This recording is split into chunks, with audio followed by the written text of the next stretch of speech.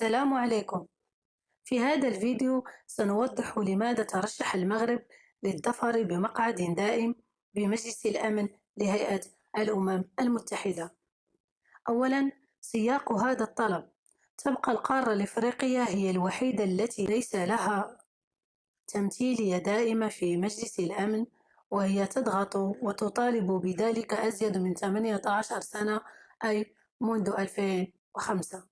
وبالفعل لقد لقيت مطالب التمثيلية الدائمة لإفريقيا في مجلس الأمن ترحيباً من كل من الولايات المتحدة الأمريكية وبريطانيا، حيث طالبت هذه الأخيرة بمقعدين، واحد يمثل جنوب إفريقيا والثاني يمثل شمال إفريقيا.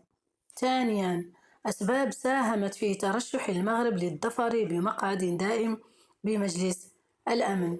من بين هذه الأسباب: التاريخ والحضارة للمملكة المغربية الشريفة، القوة الاقتصادية والعسكرية، السمعة مقارنة ببعض الدول، العلاقة الجيدة التي تربط المغرب بالدول الدائمة بأعضاء مجلس الأمن.